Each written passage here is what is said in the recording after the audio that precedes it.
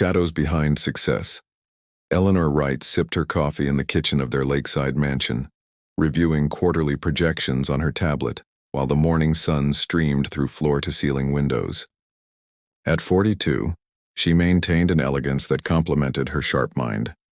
A mind that had orchestrated Wright Innovations' meteoric rise from struggling tech startup to industry titan over 15 years. The sound of her husband's footsteps on the marble floor made her quickly switch screens to a recipe for tonight's dinner party. Franklin Wright entered the kitchen in his tailored suit, confidence emanating from his 6-foot frame.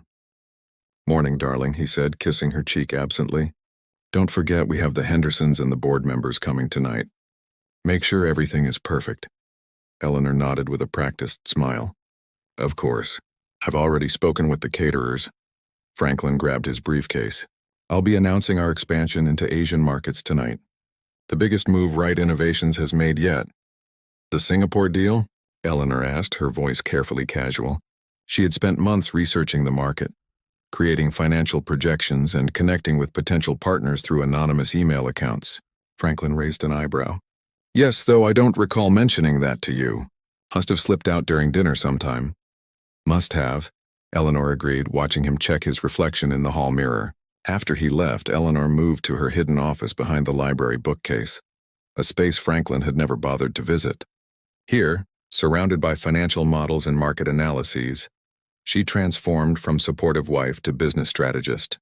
Her MBA from Wharton and years at Goldman Sachs were secrets she kept from Franklin's social circle, playing instead the role of the former art history major who'd gotten lucky, marrying a business genius. "He's presenting the Singapore proposal today," Eleanor said into her phone. "Without changes?" Josephine Garcia, her former college roommate and silent partner, asked from the other end. "He thinks it's his brainchild now," Eleanor said, typing rapidly. "Just like the Japanese expansion 3 years ago and the European partnerships before that. Your husband's ability to absorb your ideas and believe they're his own is almost impressive," Josephine remarked. Eleanor smiled despite herself. "It works for us. Franklin needs to be the face, the voice, the visionary, and I need freedom to create without scrutiny," Josephine finished for her. "But Eleanor, someday he'll go too far." "What then?" The question hung in the air as Eleanor scanned the document she'd just received. Bank statements showing the original seed money for Wright Innovations. $8 million, her inheritance from her father, invested under a holding company name. Money Franklin had conveniently forgotten came from her when he told the story of mortgaging everything he owned to start the company. "I have safeguards in place," Eleanor said finally. "Documents, witnesses, a paper trail." "You think you'll need them?" Josephine asked. Eleanor watched through her window as Franklin's sports car disappeared down their winding driveway. "I hope not. But my father always said hope is not a strategy." Little did she know that in his briefcase, alongside the Singapore proposal she had created, Franklin carried divorce papers and a plan to claim Wright Innovations entirely for himself. The betrayal's edge Eleanor sensed something had changed in Franklin. Over the past 3 months he'd become distant, staying later at the office and scheduling weekend emergency meetings. Tonight marked their 19th wedding anniversary, yet Franklin had texted that he would be working late, again. The Singapore expansion had launched successfully, with Franklin receiving accolades in Business Insider and Fortune. Eleanor had watched from the shadows as usual, taking quiet pride in seeing her strategy implemented flawlessly, even if her name appeared nowhere in the press releases. She closed her laptop after finalizing projections for the next quarter when her phone chimed with a message from Josephine. "Turn on Channel 8 News now." Eleanor fumbled for the remote, her stomach tightening as Franklin's face appeared on screen. He stood outside an upscale restaurant, arm wrapped around Vanessa Winters, Wright Innovations marketing director, a woman Eleanor had personally recruited 3 years ago. The headline scrolled below. "Tech mogul Franklin Wright celebrates Singapore success with rumored new love interest." "We're just excited about the company's future," Franklin told the reporter. While Vanessa smiled adoringly at him, Eleanor's phone rang immediately. "Did you see?" Josephine asked without preamble. "I did," Eleanor replied, her voice steady despite the trembling in her hands. "It seems my husband has decided our arrangement needs revision." "Eleanor, this isn't just an affair. Look at your email." Eleanor opened her inbox to find an anonymous message with attached photos, Franklin and Vanessa entering a law office together, then shaking hands with Bernard Reynolds, one of the most aggressive divorce attorneys in the state. "He's making his move," Josephine said gravely. "And knowing Franklin, he'll try to take everything." Eleanor took a deep breath. Perhaps it's time to open the contingency folder? The next morning, Eleanor awoke to find Franklin in their home office, something that hadn't happened in months. His expression was carefully composed. "We need to talk, Eleanor," he said, sliding a manila envelope across the desk. She didn't touch it. "About Vanessa? Or about divorce attorney Bernard Reynolds?"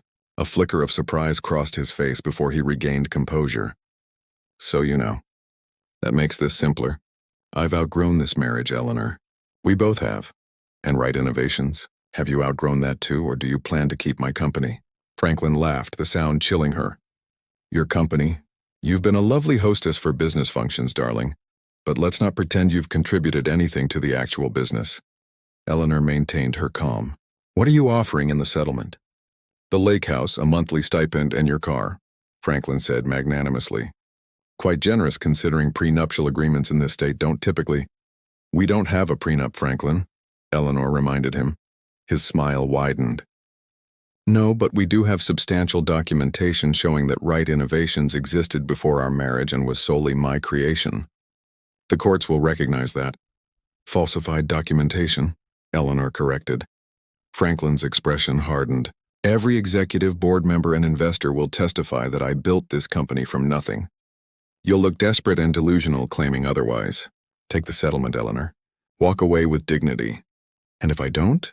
He stood buttoning his jacket. "Then you get nothing. I've already moved most of the assets offshore. The board votes next week on a restructuring that will dilute any community property claims you might make. My lawyers have been planning this for months." After he left, Eleanor sat motionless, processing his betrayal. Then she reached for her phone. "It's happening," she told Josephine. "He's made his move. And will you make yours?" Josephine asked. Eleanor walked to the hidden safe behind her grandmother's painting and entered the combination. Inside lay a red leather portfolio, the insurance policy she'd hoped never to need. "Yes," she said, taking out the portfolio. "It's time to awaken the queen." Within hours, Eleanor had moved into a downtown apartment and engaged Patricia Donovan, a formidable divorce attorney known for taking down overconfident executives. As Patricia reviewed the contents of the red portfolio, her eyes widened. "Mrs. Wright," she said finally, "your husband has made a catastrophic miscalculation." Eleanor nodded, a calm settling over her.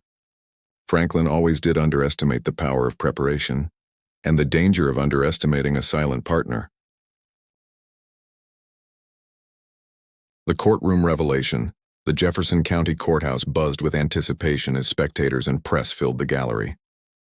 The Wright divorce had transformed from a private dissolution into a public spectacle after Business Chronicle published rumors of a $70 million empire at stake, substantially more than the $50 million Franklin had reported in financial disclosures. Eleanor sat poised at the plaintiff's table beside Patricia Donovan, wearing a simple navy suit that contrasted sharply with Vanessa's flashy presence behind Franklin.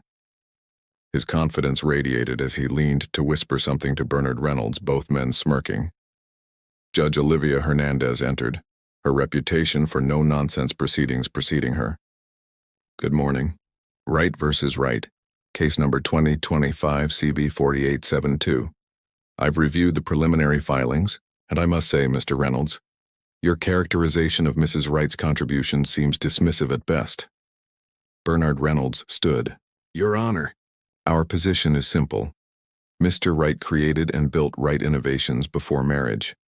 Mrs. Wright was a supportive spouse who handled social obligations but had no substantive role in the business. Under state law, premarital assets remain separate property." Patricia Donovan rose next.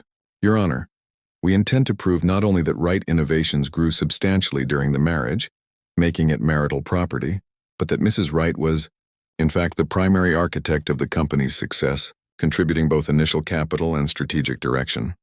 Franklin scoffed audibly, earning a sharp glance from Judge Hernandez. "Mr. Wright seems skeptical," the judge noted. "Mrs. Donovan, the burden of proof is yours." Patricia nodded. "We call our first witness Howard Barnes." A gray-haired man in his 70s approached the stand. After being sworn in, he identified himself as Eleanor's late father's financial advisor. Mr. Barnes, could you explain your role regarding certain funds Eleanor Wright inherited in 2006? Patricia asked. I managed Mr. Blackwood's estate, which included a trust of $8 million for his daughter Eleanor. In 2007, at her direction, those funds were transferred to a holding company called Phoenix Ventures. Patricia displayed bank records on the courtroom screen. And what was Phoenix Ventures' first investment? They provided seed funding for a startup called Wright Technical Solutions, which later became Wright Innovations. Franklin shifted uncomfortably as Bernard objected. Your Honor, even if Mrs. Wright's inheritance was invested, that doesn't establish operational involvement. We're just getting started, Patricia replied calmly. We called Josephine Garcia. Josephine's testimony revealed her role as Eleanor's conduit to the business world, describing how Eleanor had orchestrated major business decisions while maintaining anonymity at Franklin's insistence. Emails between Eleanor and Josephine detailed strategic planning for expansions Franklin had claimed as his own. The courtroom stirred when former Wright Innovations CFO Daniel Westfield took the stand. Mrs. Wright contacted me directly about financial strategies numerous times, he testified. Mr. Wright often presented her ideas in meetings as his own. It became something of an open secret among senior leadership. Franklin's face darkened as witness after witness, former employees, business partners, even his executive assistant, testified to Eleanor's shadow leadership. Financial records revealed her holding company owned 52% of Wright Innovations' original shares, while emails and meeting minutes documented her strategic contributions. The defining moment came when Patricia called Wesley Thompson, Franklin's former business professor and mentor. Professor Thompson, did Mr. Wright ever discuss his wife's role in the company with you? Patricia asked. Yes, Thompson said gravely. About 5 years ago, after several drinks, Franklin confided that Eleanor was, and I quote, the brains behind the operation, but said he could never acknowledge that publicly because it would destroy his reputation as a visionary. Franklin erupted. That's a damn lie. Control yourself, Mr. Wright, Judge Hernandez warned. For the finale, Patricia produced a voice recording from Franklin's own phone, obtained through Discovery. In it, Franklin spoke to Vanessa. Once we're married, you can be the face of the company's philanthropy like Eleanor was. Just don't get any ideas about understanding the business itself. I already have one wife I have to keep out of the boardroom because she's too smart for her own good. The courtroom fell silent. Patricia approached the bench with a final document, Franklin's own journal, where he'd written, Eleanor's Singapore strategy is brilliant as usual. I'll present it tomorrow as mine. Judge Hernandez reviewed the evidence thoughtfully. This court will recess until tomorrow morning for my ruling on asset division and ownership. As she stood, she added, Mr. Wright, in 20 years on the bench, I've rarely seen such calculated deception as you've displayed. I suggest you prepare yourself for tomorrow. As Franklin stormed out, Eleanor remained seated, the weight of years of invisible work finally acknowledged in the public record. Patricia squeezed her hand. You did it, she whispered. The Queen has stepped out of the shadows. Eleanor watched Franklin's retreating figure. No, she replied softly. He did it to himself when he forgot who really built his throne. Empire reclaimed. The courtroom was standing room only when Judge Hernandez delivered her ruling the following morning. Eleanor sat with perfect posture, hands folded on the table before her, while Franklin slouched beside Bernard Reynolds, his complexion ashen after a night of furious calls to board members who suddenly wouldn't answer. In the matter of Wright versus Wright, Judge Hernandez began, this court has reviewed extensive evidence regarding the formation, growth, and operation of Wright Innovations. The facts are unambiguous. She fixed Franklin with a penetrating stare. Mr. Wright, your attempt to claim sole creation and ownership of this company constitutes not merely marital dishonesty, but corporate fraud.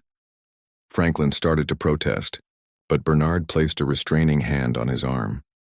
The evidence clearly establishes that Mrs. Eleanor Wright provided the initial capital investment of $8 million through Phoenix Ventures, holds majority shareholder status through properly documented stock certificates, and has been instrumental in every major strategic decision since the company's inception.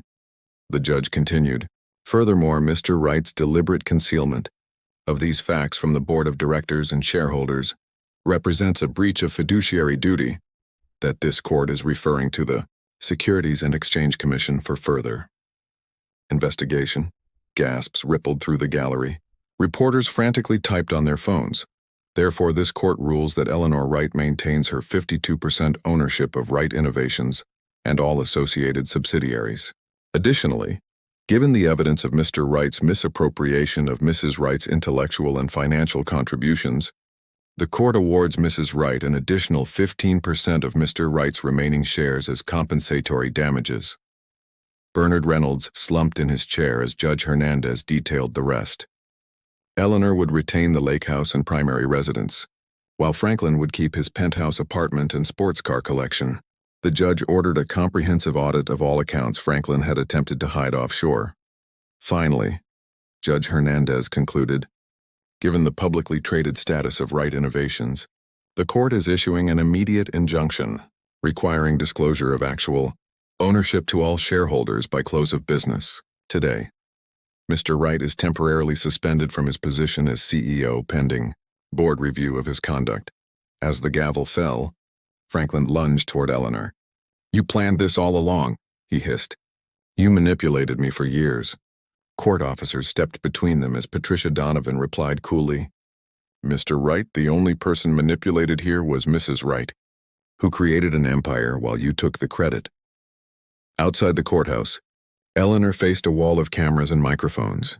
Rather than avoiding them as she had throughout her marriage, she stepped forward with newfound confidence. Wright Innovations has always been built on innovation, integrity, and forward thinking, she stated calmly. Those values will continue to guide the company moving forward. That's all I have to say today. Thank you. Back at her downtown apartment, Eleanor allowed herself a moment of quiet reflection before her phone began an unrelenting symphony of notifications. Board members, executives, and business partners all suddenly remembered urgent matters requiring her attention. A knock at her door revealed Thomas Henderson, Wright Innovations' chief legal counsel, a man who had always treated Eleanor with respect even when others dismissed her. "I resigned this morning," he said without preamble. "I can't represent a company that operated under false pretenses." Eleanor studied him. "You never believed I was just Franklin's wife, did you?" Thomas smiled slightly. "The Singapore strategy had your fingerprints all over it. Too elegant for Franklin's usual brute force approach." Eleanor gestured for him to enter. "I'll need a new chief counsel for what's coming next." "And what is that?" Thomas asked, accepting her invitation. "Transformation," Eleanor replied. "Franklin built a culture of fear, secrets, and ego. I intend to create something entirely different." Over the next hours, they outlined a restructuring plan. Thomas's legal insight complemented Eleanor's strategic vision as they worked side by side.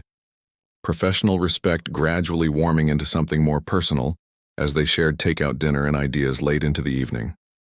The following day, Eleanor entered Wright Innovations headquarters as CEO for the first time. Employees watched in stunned silence as she walked confidently through the lobby toward the executive elevator. Thomas at her side carrying documentation for an emergency board meeting. In the boardroom, nervous executives fidgeted as Eleanor took her seat at the head of the table. Some had been complicit in Franklin's deception, others merely oblivious. All now faced the woman they had underestimated for years. "Gentlemen, lady," she nodded to the sole female board member, "I believe it's time we had an honest conversation about the future of this company." As she outlined her vision, transparent leadership, ethical innovation, genuine collaboration, Eleanor felt a weight lifting from her shoulders. The Shadow Queen had stepped into the light, reclaiming not just her company but her voice. Thomas caught her eye from across the room and gave an encouraging nod. For the first time in nearly 2 decades, Eleanor Wright spoke not through a proxy, but with her own authentic power, and the room fell silent in attention. Renaissance. 6 months after the courthouse revelation, Wright Innovations, now rebranded as Blackwood Enterprises in honor of Eleanor's father, had undergone a remarkable transformation. The sleek glass headquarters still dominated the downtown skyline, but inside, the atmosphere had shifted from Franklin's kingdom of fear to Eleanor's collaborative community. Eleanor stood at the window of what had once been Franklin's office, now redesigned as a bright open space where her team could gather comfortably. The Wall Street Journal lay open on her desk, featuring Blackwood Enterprises as its cover story. The hidden architect emerges, how Eleanor Wright transformed a toxic empire into a progressive powerhouse. The board approved the education initiative unanimously, Thomas said, entering with 2 cups of coffee and handing one to Eleanor. Their fingers brushed, a small gesture that had become familiar over months of rebuilding the company together. All of it? Even the apprenticeship program? Eleanor asked, surprised. Thomas smiled. Even that. Turns out when you show actual evidence that investing in employees increases productivity and innovation, even the most profit-focused directors can be convinced. Eleanor sipped her coffee, savoring both the taste and the victory. The initiative would fund college education for employees' children and create apprenticeships for young women in technology, a program she'd proposed to Franklin years ago, only to have it dismissed as charity, not business. The Singapore office called, Thomas continued. Their restructuring is complete, and the new leadership team is exceeding projections by 12%. Eleanor nodded. After Franklin's departure, she had discovered several international offices operating with the same toxic culture he had fostered. She'd spent weeks traveling, meeting employees face-to-face, listening to concerns that had been silenced for years. And Franklin? She asked, the question she had avoided for weeks. Thomas's expression turned serious. The SEC investigation is proceeding. The offshore accounts have been frozen. Bernard Reynolds withdrew as his counsel last week. Eleanor felt no satisfaction at Franklin's downfall, only a complex mixture of relief and sadness for what could have been. And Vanessa? Took a position with a competitor in California. Apparently, she's already telling people she was the one who exposed Franklin's deception. Eleanor laughed softly. Of course she is. They moved to the conference area where Josephine waited with quarterly projections. As Eleanor's newly appointed COO, Josephine had brought her financial expertise out of the shadows, becoming a respected voice in the industry. Stock is up 16% since the rebranding, Josephine reported, and applications to work here have tripled since your Forbes interview. The interview had been a watershed moment, Eleanor's first public telling of her story. She had spoken candidly about the years of invisible work, the systematic minimization of her contributions, and her decision to finally claim her rightful place. The Winston acquisition paperwork is ready, Thomas added, pulling out a folder. Once you sign, we'll have manufacturing capabilities in 3 continents. As Eleanor reviewed the documents, she noticed Thomas watching her with an expression that had become increasingly familiar. Admiration mingled with something deeper. Their professional relationship had blossomed into friendship during late nights rebuilding the company. And lately, those moments had carried an undercurrent of possibility. Later that evening, they walked together through the company's rooftop garden, another of Eleanor's initiatives, providing employees with a peaceful retreat and sustainable produce for the cafeteria. I've been offered a position with Harrington International, Thomas said suddenly. General counsel starting next month. Eleanor felt her heart sink.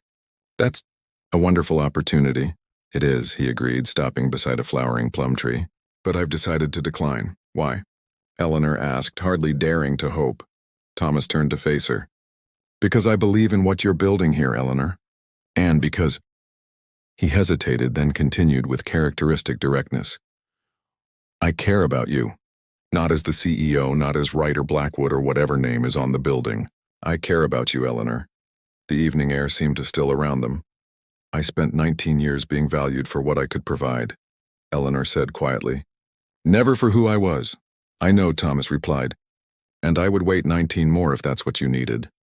Eleanor considered the man before her, his integrity, his respect for her mind, his partnership through the most challenging transition of her life.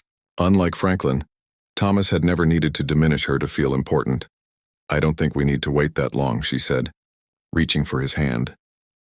1 year to the day after Judge Hernandez's ruling, Eleanor stood addressing the company's annual shareholders meeting.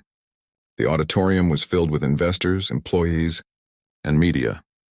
When I founded this company with my inheritance 20 years ago, she began, I envisioned creating technology that improved lives, built on a foundation of ethical leadership and true collaboration. Today I'm proud to say Blackwood Enterprises is finally becoming that vision. She outlined the company's remarkable year, revenue growth of 30%, groundbreaking innovations in sustainable technology, industry-leading employee satisfaction, and the successful launch of the Women in Technology initiative that was already changing lives. Success isn't measured merely in profit margins, Eleanor continued.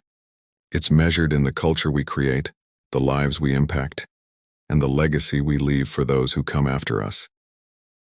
From the front row, Thomas watched with pride as Eleanor received a standing ovation. Beside him sat Josephine, along with a diverse executive team that reflected Eleanor's commitment to inclusion. That evening, at a small celebration at Eleanor's lake house, no longer a showpiece but a genuine home, she raised a glass to the intimate gathering of friends who had stood by her through transformation. To Renaissance, she toasted, to second chances and new beginnings. As moonlight sparkled on the lake, Eleanor Wright, no longer hidden, no longer silent, embraced the authenticity she had reclaimed, surrounded by people who valued her for exactly who she was.